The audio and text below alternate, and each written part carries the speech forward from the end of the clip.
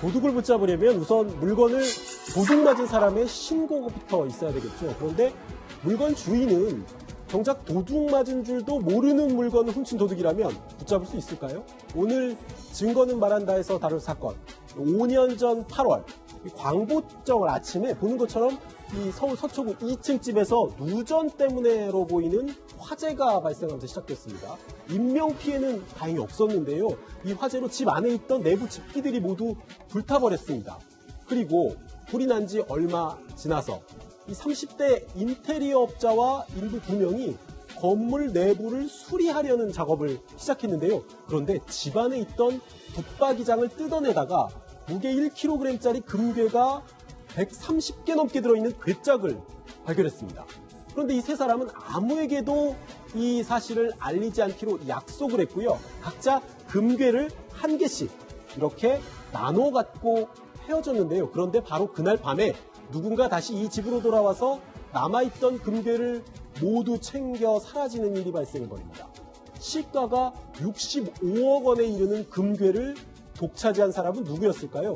또 이 불탄 집에서 나온 노다지를 훔친 사람, 주인의 신고조차 없는 상황에서 법의 심판을 받을 수 있었을까요?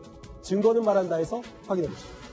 고급 주택의 붙박이장을 뜯어냈더니 상자에 고이 놓여진 금덩어리가 있었습니다. 그것도 예. 금괴 130개.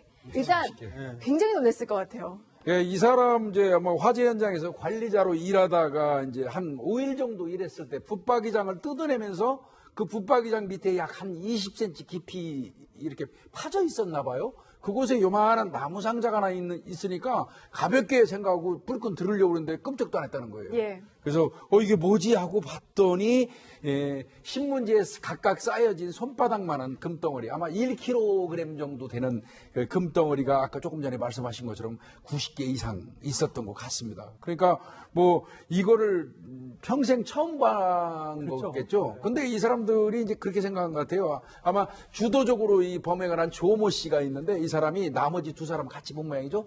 야, 우리 이거 하나씩만 가져가고 봉하고 살자. 이렇게 생각을 해서 실제로 나머지 두 사람은 하나씩 챙겨가지고 간 거고요.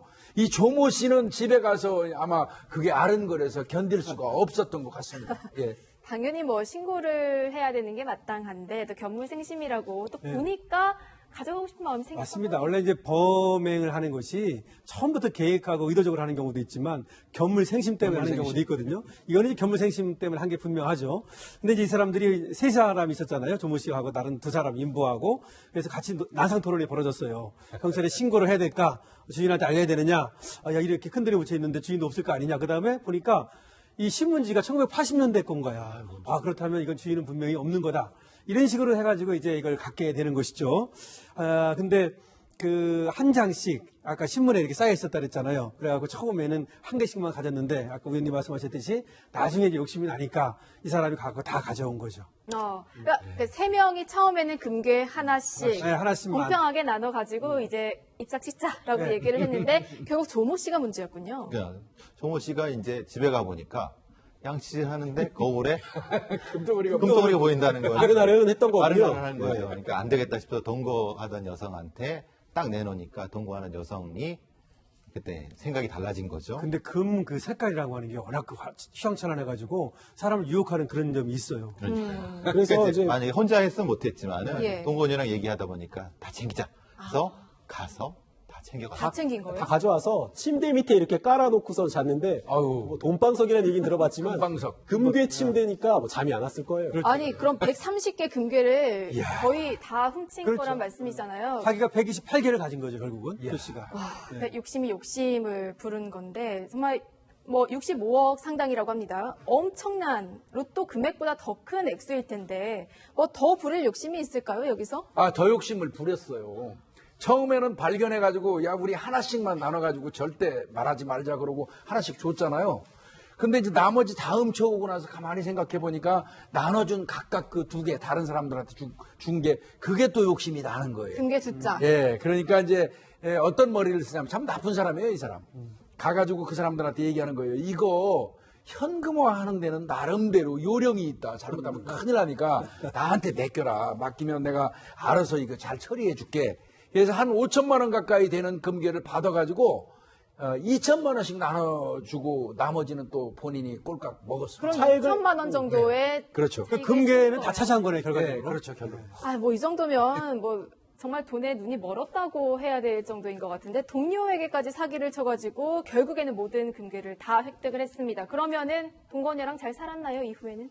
저는 뭐 금이라고는 돌반지 같은 돈밖에 못 사봐서 이 금괴 130개라고 하면 이제 실감이 안 나는데 65억이라는 거 아니에요? 개당 5천만 원씩. 그런데 이제 생각지도 못한 이런 뭐 돈벼락, 뭐 금벼락을 맞았으니까 이 욕심이 커졌죠. 어떤 욕심이었냐면 이 금괴를 같이 수거해 온 사람이 3년 정도 동거를 해온 여성이었는데 괜히 이 동건이에게 이 금괴의 존재를 알렸나 이런 생각도 들고 지금까지 살아왔던 여성이 좀 초라해 보이고 조금 뭔가 미워 보였나 봐요. 그래서 금괴를 훔쳐온 지 사흘 만에 자신이 평소 이제 마음에 두고 있었던 미모의 여성, 또 다른 애인이 있었는데 그 애인 집으로 모든 짐과 금괴를 싸들고 합류를 한 거죠. 그러니까 동거녀와 함께 금괴를 챙겨온 동거녀를 사흘 만에 배신해버린 거예요. 사흘 만에. 3년간이나 함께 살았는데 돈이 생겼다고 딴 여자와 바람을 피웁니다.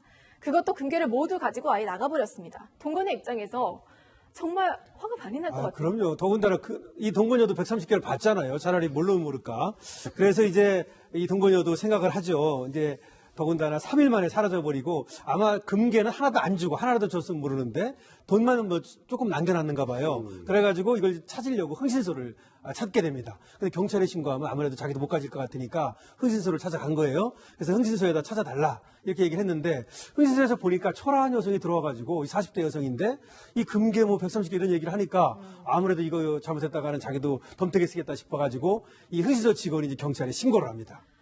결국 동거녀가 동거남의 거취를 알아봐달라고 흥신소를 찾았고 그렇죠. 흥신소에서 이거 뭔가 이상하다고 해서 경찰에 신고를 했습니다. 경찰이 수사에 나섰겠죠? 네.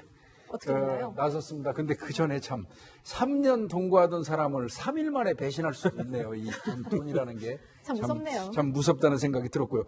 경찰이 수사를 개시해가지고 이제 이 사람을 결국 검거를 했습니다. 검거를 했는데 130개 가져갔잖아요. 90개는 처분하고요. 40개밖에 없었어요. 처분을 어떤 식으로 했다는 예, 이거는 아마 그 금은방 같은 데 가고 다른 사람 걸 대신 팔아준다거나 아니면 부모님으로부터 물려받았다. 이러면서 이제 그 금괴를 처분해가지고 썼는데 그 쓴 용도를 보니까 기가 막힙니다. 이제 일단 외제차 뽑았고요. 그 다음에 이제 애인 용돈도 엄청 준 것 같습니다. 그리고 하루에 수백만 원씩 유흥비로 탕진을 했다고 그러고요.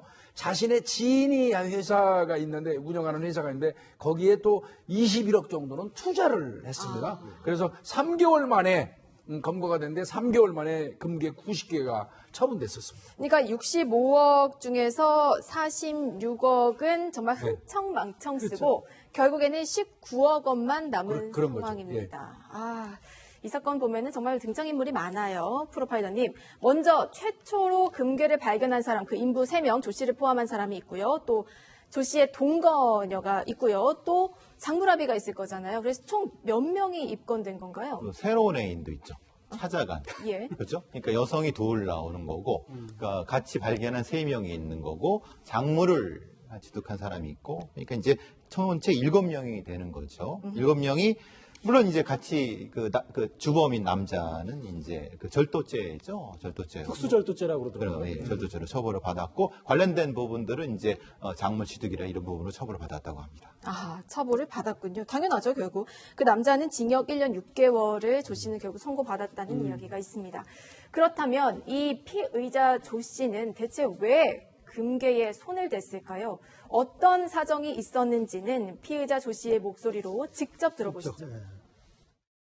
그 건물 주인은 화재가 나도 오지를 않았었고 제가 얘기 들은 바로는 이민에 가거나 돌아가셨던 걸로 얘기를 들었었어요. 제가 생활이 좀 많이 어려웠었습니다. 그리고 욕심이 생겼던 것도 사실이고요. 변호사님, 만약에 이 사람이 욕심을 안 내고 그냥 절차대로 경찰에 신고를 했다 그러면은 어떻게 됐을까요?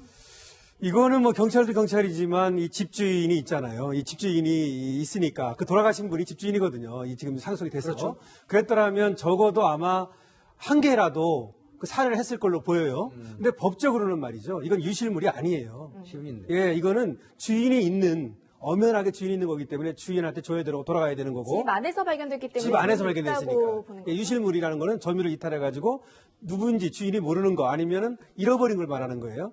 근데 만약에 유실물이라면 유실물법에 5 내지 20%까지 그 사례가 하게 돼 있어요. 아, 그래요? 예, 그래서 이거는 뭐 주인의 처분에 따라 다른 건데 어쨌든 주인이 뭐 가만히 있진 않았겠죠. 아, 그렇고요. 만약에 유실물이었다면은 적어도 이 세 사람이 발견했으면 나눠가지고라도 뭐 돈을 줬다면 몇 억씩이라도 받을 수 있었을 것으로 보이긴 합니다. 아, 그렇다면은 이 돈은 가족에게 자연스럽게 그렇죠. 돌아가는 거예요. 이거는 상속이 되는 건데요. 그분이 돌아가신 그 순간 상속이 되는 겁니다. 네. 상속은 나중에 뭐 발견했을 때 되는 게 아니라 피상속인이 상속한 당시에 이미 상속은 된 거고 따라서 그 후손들의 소유물인 겁니다. 아하. 그런데 이 사건을 쭉 들으면서 드는 생각이 이 금괴의 주인은 왜 금괴를 그 집안에 그대로 두었을까? 그리고 또 가족은 왜 금괴의 존재를 몰랐을까 하는 부분인데 이 부분은 어떻게 설명할 수 있을까요? 오 변호사님이 말씀해 주신 것처럼 이 금괴의 주인인 박모 씨가 있었는데 네. 이미 10년 전에, 불이 나기 10년 전에 이미 사망한 상태였어요. 이분이 이제 1960년대에 이 서울 강남 개발 때, 당시는 뭐 남서울 개발 사업이라고 했는데, 지금의 그 고속도로가 나고 있는 그 한남대교 남단의 신사동 쪽에 땅을 많이 사두셨다가 이 부동산으로 부자가 되신 분인데, 다른 건 믿을 건 없다. 금밖에 없다 해가지고 돈이 되는 족족 금괴를 사서 모은 다음에 본인과 아내가 살고 있던 집 붙박이장 밑에다 저렇게 숨겨놨던 겁니다. 2000년쯤 한번 이제 금괴를 좀 꺼냈어요. 한 10개 정도씩 가족들에게 이제 상속하는 것처럼 이렇게 나눠줬는데 가족들 같은 경우에는 금괴가 또 있을 줄은 생각을 못했던 겁니다. 예. 그리고 마침 이제 박 씨가 돌아가시기 전에 알츠하이머병에 걸리는 바람에 금괴와 관련된 얘기를 가족들에게 전하지도 못했고 유언장에도 금괴와 관련된 내용이 안 적혀 있다 보니까 이 80세를 일기로 사망하신 이후에 가족들은 금괴가 있다는 사실을 전혀 모르고 그러니까 당연히 금괴가 사라진 줄도 몰랐던 겁니다. 그러니까 만약에 이 금괴를 훔친 이 조모 씨가 동거녀를 배신하고 떠나지 않았다. 둘 사이의 관계가 계속 원만했다 하면 가족들은 끝내 세상에 저런 금괴가 있었는지도 저런 범행이 있었는지도 모르고 지나쳤을 수도 있는 상황이었죠. 어쨌든 뭐 조 씨가 흥청망청 많이 써버리긴 했지만 남은 금괴의 가치도 정말 어마어마합니다. 약 20억 원인데 아까 가족들에게 자연스럽게 상속이 된다고 했잖아요. 그렇죠. 그러면은 그 가족들은 상속세를 내야 되는 건가요? 그렇죠. 세금을 내는 건데요. 이제 추징시효라는 게 있어요. 세금을 내는 그 시효가 원래는 10년이고 몰래 숨겼으면 이제 15년입니다. 근데 50억이 넘으면 돈이 많으면 말이죠. 그때는 알게 된 시점으로부터 1년. 그러니까 이제 알게 시점으로부터 1년 이내에 세금을 추징할 수 있어요. 그래가지고 이 경우는 상속받은 사실을 알게 된 시점으로부터 그 받았을 때 바로 그 세무서에서 나왔어요. 예. 세무서에서 그 아까 왜 그 경찰 수사할 때 세무서에서 같이 나와가지고 사실 알아봤다고 그래요. 그러니까 이제 내기는 내야 되는 거죠. 근데 문제는 이 65억을 다 받은 게 아니라 아까 돈 쓰고 왜 한 20억만 20억 정도 받았잖아요. 남았죠. 그것만 남았잖아요. 근데 아까 말씀드렸듯이 상속은 그 당시에 이미 된 거예요. 2003년에. 그러니까 65억을 다 받았다고 봐야 됩니다. 그러니까 남편이 사망한 시기를 상속 개시일로 본다는 거는 2003년에 상속 개시일로 보고 10년 정도 이후냐 이전이냐에 따라서 이제 세금을 내야 되냐 안 내야 되냐 예. 그게 이제 근데 시효는 남아 있다는 거죠. 50억이 넘기 때문에. 50억이 넘으면 이게 시효가 길어져 가지고. 예. 문제는 그 65억 다에 대해서 낼 것이냐 아니면 내가 진짜 받은 20몇 억에 대해서 낼 것이냐 그것만이 남는 거죠. 예. 근데 제가 볼 때는 실질 과세의 원칙상 시효는 남아 있는 걸로 봐야 되는 것이고 그리고 진짜 받은 건 20몇 억이니까 거기에 대해서 세금을 낼 것으로 봅니다. 그렇군요. 자 결국 누가 얼마씩 나눠 가졌나요, 오정열 차장? 가족 입장에서는요, 사실 생각지도 못했던 금괴가 갑자기 경찰이 찾았습니다 하고 돌려줬으니까 그리고 금괴를 판 돈이지만 일부가 남아서 한 19억, 20억 정도가 남았다고 하지만 사실 뭐 생각 못했던 횡재잖아요. 근데 이 횡재가 오래 가지 못했다고 합니다. 원래 이 금괴의 주인이었던 80세로 사망한 박 씨 같은 경우에 가족 관계가 조금 복잡했어요. 부인이 넷이 있었고 그 슬하에 7남 1녀를 뒀단 말이죠. 그런데 이 돌아온 금괴 판 돈, 금괴 누구에게 그러면 상속될 것인가가 이제 문제가 됐는데 원래 박 씨가 사망할 때는 유서에 둘째 부인에게 모든 재산을 남긴다 이렇게 하고 세상을 떠났거든요.